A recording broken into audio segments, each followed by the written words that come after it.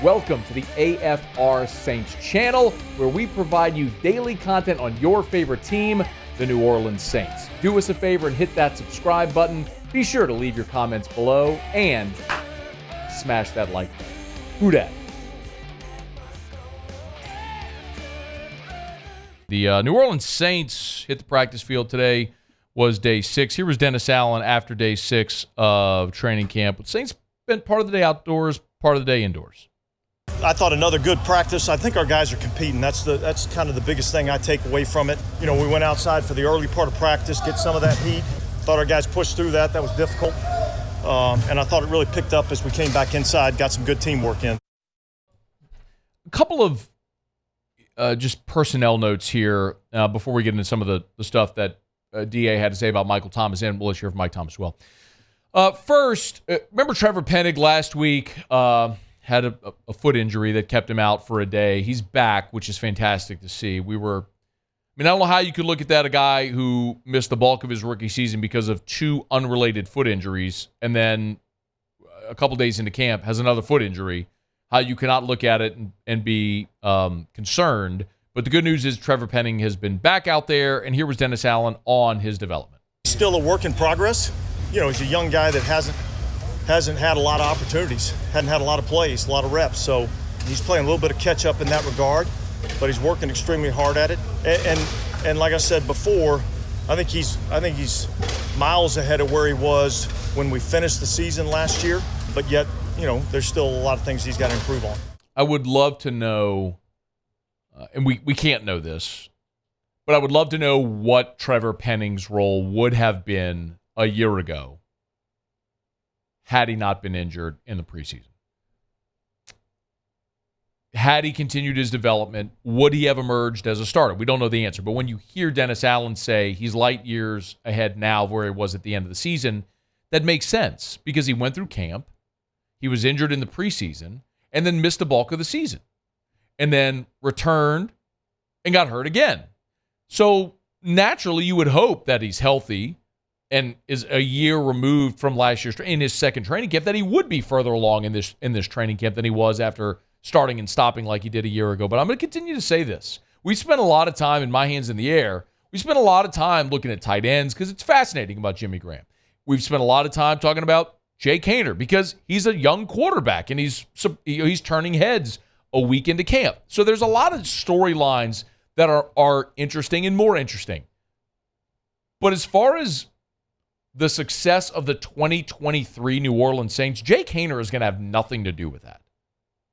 Right? I mean, barring something horribly unforeseen and you have a Brock Purdy-like situation, Jake Haener isn't going to make an impact on this Saints team. He's just not. He's a rookie. He's a 4th-round pick. Jameis is your backup. They're going to stash Jake Haener, and he might have a role next year or beyond. We'll see.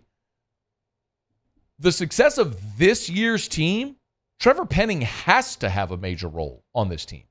He was a 1st-round pick. You need him to be a starter and make you better on the offensive line and quite possibly be your starting left tackle. So, yes, that's massive. So, too, is Michael Thomas's health. Let's start with number 3. Dennis Allen was asked, is Mike Thomas on a veteran practice schedule, which guys have veteran days off during camp and all that sort of stuff. Here's what he said about Thomas's schedule.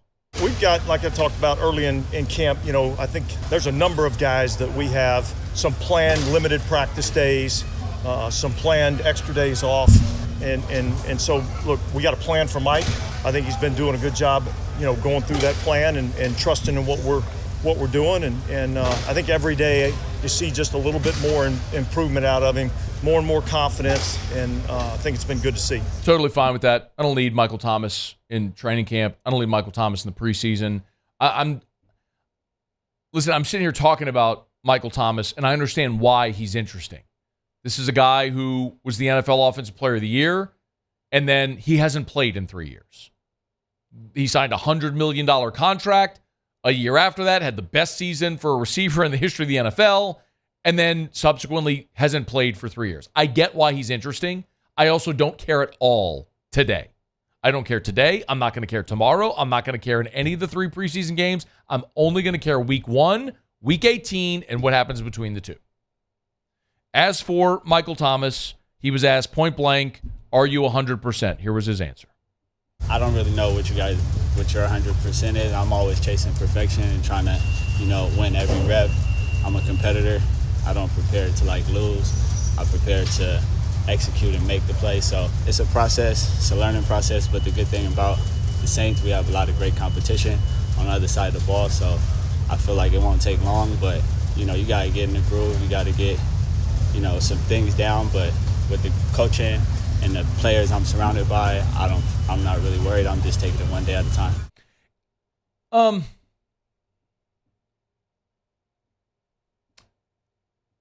The question was, are you 100%? That's a pretty straightforward question, no? Can we are you 100%? I would think that's a yes or no question. I don't think there needs to be a lot of explanation. Instead, you got 31 seconds of, I don't know what your definition of 100% is, and a lot of blobbity bloop. Look, last week, I made a point about Derek Carr and Chris Olave. If you weren't here, I'll summarize it really quickly. Those two guys spent a lot of time this offseason together. Olave went out to Las Vegas and worked with Derek Carr out there. And, of course, they got reps in OTAs and minicamp and all that sort of stuff. And the benefit of all of that work away from the practice field is that when you get into now, which is preparing you for the season, you're already rolling. You're not learning timing right now. You're perfecting things. Those two, Olave and Derek Carr, spend so much time this offseason together that it feels like they're light years ahead. You don't worry about that. Now, what about Michael Thomas? Here was Michael Thomas talking about his relationship with Carr and how it's progressing. I think it's been progressing tremendously. Derek, he's a great leader. He's very vocal. He knows what he wants. He tells us what he wants. As an offense as a whole, we lean on him to be able to come out there and make his job easier. So we're taking it one day at a time, but we're doing a lot of communicating and correcting our mistakes when they happen after practice or right after during special teams, certain situations. So I feel like that's something that's trending in the right direction, but we never want to feel like we arrived or we're 100% because it's a long season. And right now we're just in training camp. We haven't even played a preseason game yet, so we're just building, staying honest with ourselves and competing at a high level. I do want to point out, because we think in terms of Michael Thomas and his timing with Drew Brees, which is when he was setting records. But when Drew Brees was injured and Teddy Bridgewater stepped in, Michael Thomas didn't miss a beat. I'll also point out that a year ago, we saw Michael Thomas play 3 games. He was targeted 22 times. He caught 16 of his 22 targets for 171 yards and 3 touchdowns. That was an average of 10.7 yards per reception. So Michael Thomas last year with an injured Jameis Winston, with a broken back Jameis Winston, still averaged a first down every time he caught the ball. I am very optimistic about Michael Thomas's ability on the field, his timing with Derek Carr. All of that, I'm very optimistic about it if he's on the field. And that's the thing that I have to see. Hey, thanks so much for watching. Please leave your comments. I love to interact. And be sure to hit the red subscribe button below.